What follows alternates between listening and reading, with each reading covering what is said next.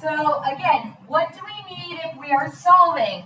So it's just like solving before. If you're solving a quadratic inequality, you need the roots. If you're solving a quadratic inequality, you need the roots. So let's find the roots of this graph.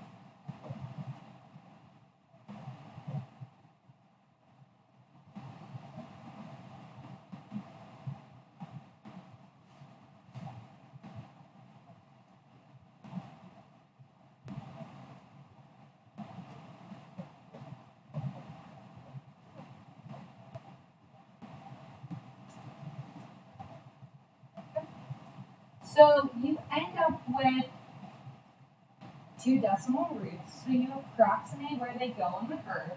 This is greater than or equal to, so that tells me that both of my points are close.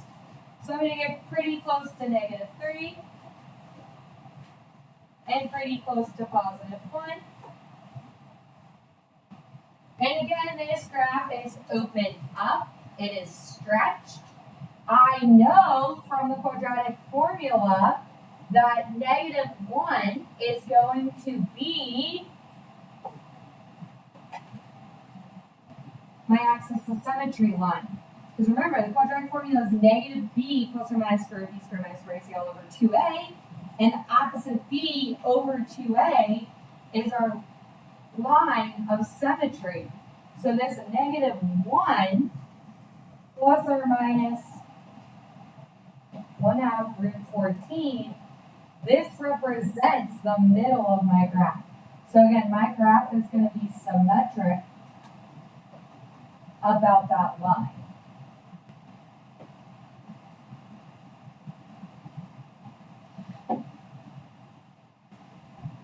So you could plug that value in and get your vertex. We also know that the y-intercept is relatively near -5. So again, I can predict that this graph looks roughly like that. And that's all you need if you are doing your inequality via solving. What I care about now is, am I shading inside or am I shading outside? So I need to determine which makes this true. So maybe you pick 0 as your test point because 0 is between these two values. So you plug 0 in to the original function and you get 0 plus 0 minus 5 is greater than or equal to 0. And we say, okay, well, -5 is not greater than or equal to 0. Therefore, inside fails. So now I need to make sure outside passes. So maybe I plug in a +2. So 2 squared is 4. 4 times 2 is 8. 4 times 2 is 8. 8 plus 8 is 16. 16 minus 5 is 11. 11 is in fact greater than or equal to 0. Therefore, I shade the outsides of my graph. That means in terms of solutions, that the solutions are from negative infinity to negative 2.8708, including, and then 0.8708 to infinity. You could also have written that up as the quadratic value formula with like the plus square root 56 all over 4. If you are going to do a decimal, the rule of thumb is 4 decimals. So if you're going to use a decimal, you must have 4 decimal places. If you give me 3 or 2 or 1, I will pick off points on a desk. 4 decimals. I pick 4 because 4 is the AP rule if you take AP Stats or AP Calc or AP Physics. So 4 is like the AP rule.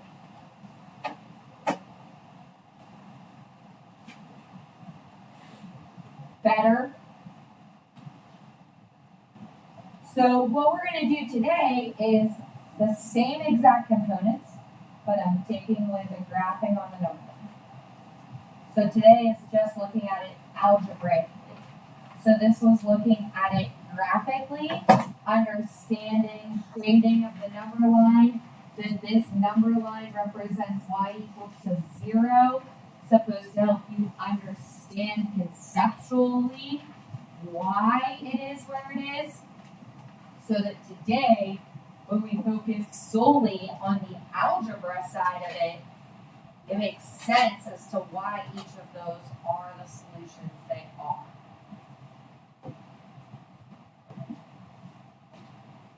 So it says a water balloon is launched from a slingshot. That slingshot and the water balloon pathway can be modeled by a quadratic equation. The quadratic equation is h of t equals negative 4.9t squared plus 32t plus 1.2. So again, that is an actual valid equation for an object in free fall based on gravity. Our units are going to be in meters per second because of that 4.9. So gravity is negative 9.8 meters per second. When you talk about an object in motion, it's multiplied by half of that. So if you're in physics, you see that negative 9.8 and that 4.9 quite often. The negative tells me that the archway is open down. So it says, in what ways could I model this? So there are a bunch of ways you could model this. What's the easiest way? I already just did it. To understand the pathway of a water balloon, what would you do? Yeah, sketch a graph. So one of the easiest ways to model it would be to sketch a graph. You could also model it by finding key pieces of information. So it says you can solve a quadratic inequality to determine how long the balloon will be a certain distance above the ground. So again, if you make a graph, that graph is going to model the balloon and the distance above the ground. Here's where it hits the ground. These key points would be the distance above. The 1.2 at the end is your y-intercept. That represents the height you launched the ball at. So part of this graph is going to live over here, but you need to have the y-axis hit that 1.2 to represent the height. So you don't throw the ball with, I can't throw a water balloon. Ideally from the ground, I'm not going to bend down and throw it so it launches from the ground. You're going to throw it standing up and toss it to your friend protector. Give it a pom pom. You would toss it to the face. Boy, would melt it in the face. Pretty sure if I'm throwing a water balloon, I'm just gonna like throw it up. Okay, find the roots in the y-intercept. So those are your key IDs. That's exactly what I marked and monitored in blue on my page. I put the y-intercept and I put the root. The second root before the y-intercept means nothing, right? Because that's what happened before you threw the ball. It's like a ghost path. All right, what way does the parabola for the given quadratic function open? Again, I already hinted at this. It's going to open down as a balloon's going to go up and then hit the ground. How do we know? We know this because our A value is negative. So again, nothing new. This is all information we've previously learned.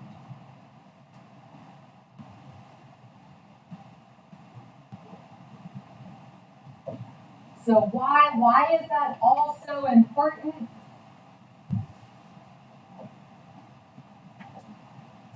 Because now I can answer questions about the water balloon.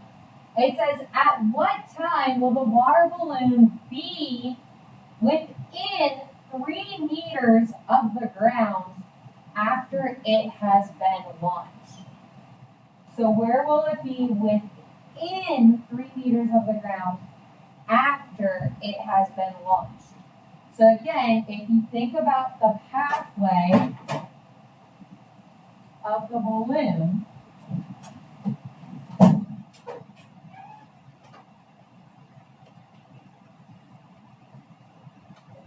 it starts at 1.2, it's going to go up and then come back down. So let's say, if I should make my 1.2 a little lower, let's say this line represents y equals 3 meters. So the question is, what time will a water balloon be within 3 meters of the ground? So what do I need to know? Well, now I need to know the time or the point at which the quadratic is at 3. So instead of finding the roots, because that's when the quadratic's at 0, I want to find when the quadratic is at 3. Does that make sense? Because if I find when the quadratic function is 3, I will find the time at which the height of the water balloon is 3 meters above the ground. That's going to happen twice, right? It's going to go up and then come back down. So set your equation equal to 3. Now, why instead of an equal sign did I write the inequality? Well, the inequality is going to be the times at which the balloon is at 3 meters or less. Because from this time point to this time point, it's higher than that. It might be at 5 meters, it might be at 4 meters, but it's greater than 3 meters. So from 0 to whatever this point of intersection is, and this point of intersection to when it hits the ground again, it will be within 3 meters.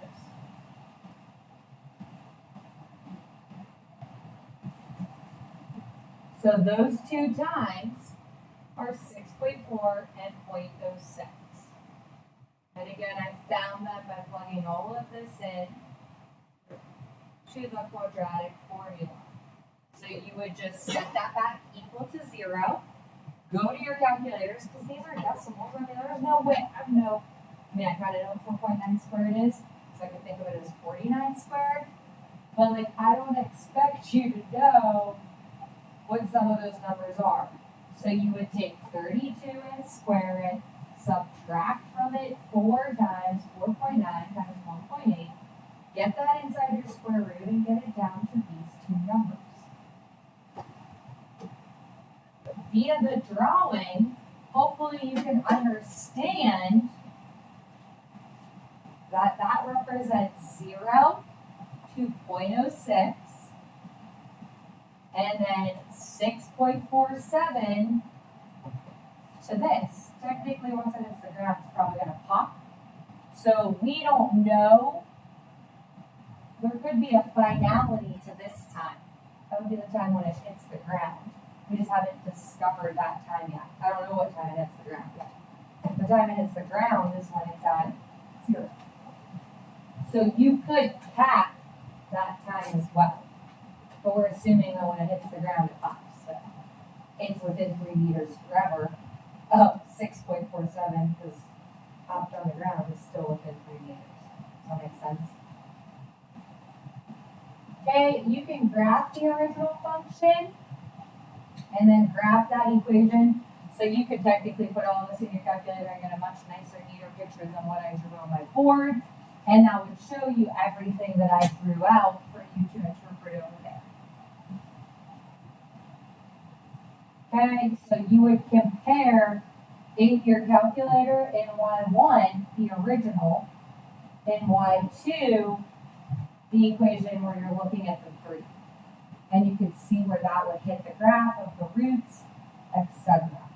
A second option would be to put this in Y1, and then in Y2, put in the 3 and find the points of intersection.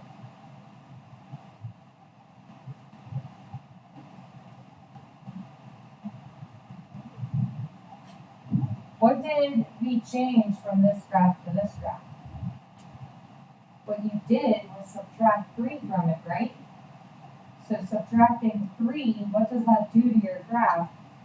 If you put those in your calculator and compare them, it would take this original curve and shift it down 3 units so that these points were your y-intercepts, or your x-intercepts, sorry. That's what that subtracting the 3 does, and shift your graph down to make it intersect. So how do they compare? This graph is shifted down 3. That's the only difference in the two graphs.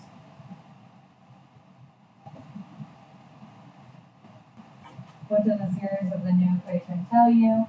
They tell you where the ball is at 3 meters. They tell you when the ball is at 3 meters.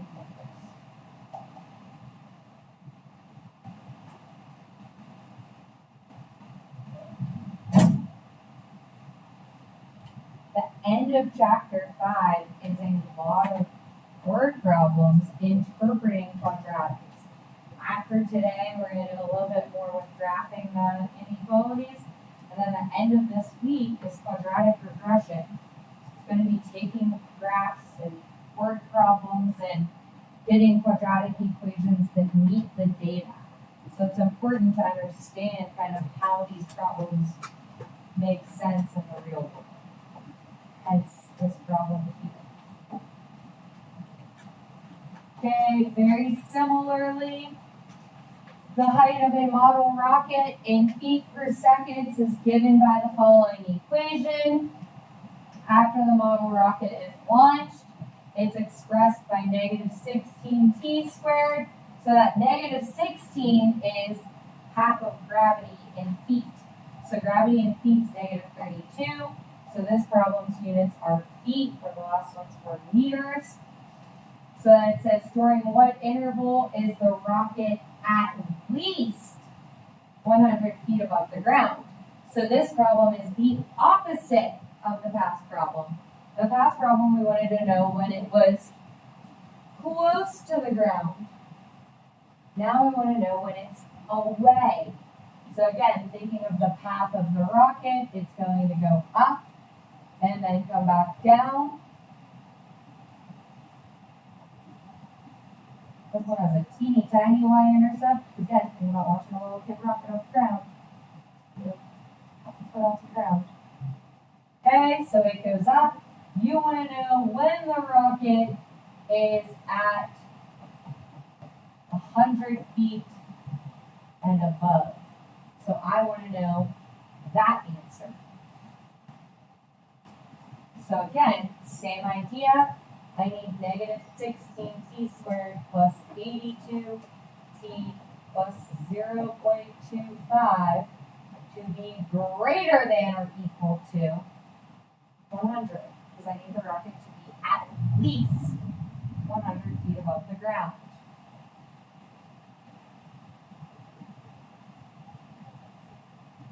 So we don't like to solve with a number on that side. We have to make it 0. So you subtract 0 away.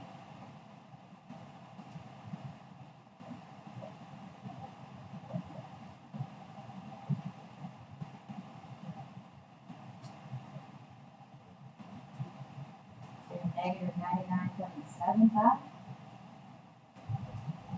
Use your calculator and find those time intervals. So the time at which this occurs is going to be negative 82 plus or minus the square root of 82 squared minus 4 times negative 16 times negative 99.75 all over 2 times negative 16.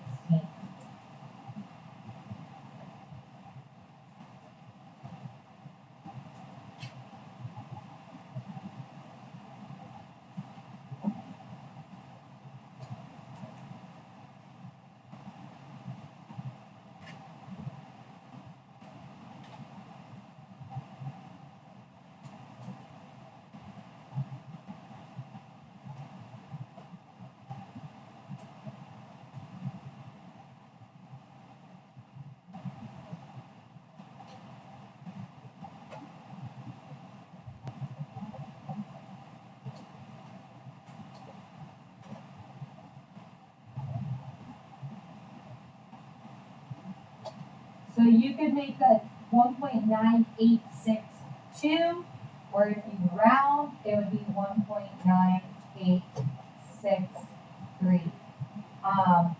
I have a tendency just to truncate. I never round, so I would have wrote the 6.2, but I want to make sure you know that the 6.3 is also fine.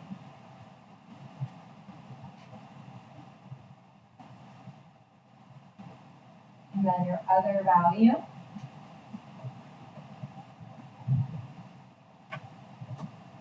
is 3.1387. So what that means is that this time, again, last time was outside.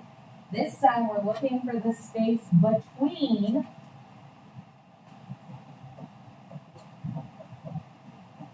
the rocket would be at 100 feet or more from that 1.9862 to 3.1387 seconds.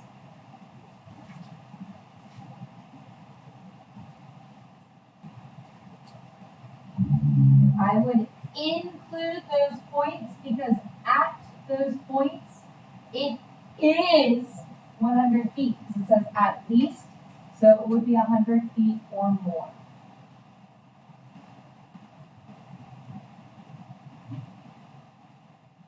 Let's do one just non-graph, non-word problem, just a good old algebra problem.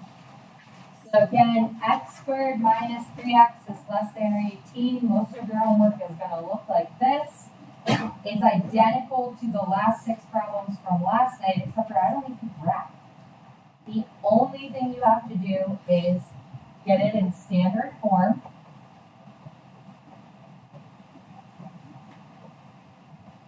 Find your roots. If it's factorable, factor it. If it's factorable, factor it. So in this case, I believe x and 6 and 3 are going to work. So my roots are at 6 and negative 3. So now you want to draw a number line and figure out where in the number line it's true. It's like absolute value inequalities again. Is it going to be true between or outside? So plug in 0. 0 minus 18 is negative 18. Negative 18 is less than or equal to 0. Therefore, 0 is true. So that means that you would shade between. This is less than or equal to, so my points are closed. Sometimes I check the outsides just because I get anxious that maybe I did something wrong. Your final answer then, I would want you to either give me this or that. So we're gonna solve number one with shade, answer in either form. That's tonight's homework. I didn't give you word problem.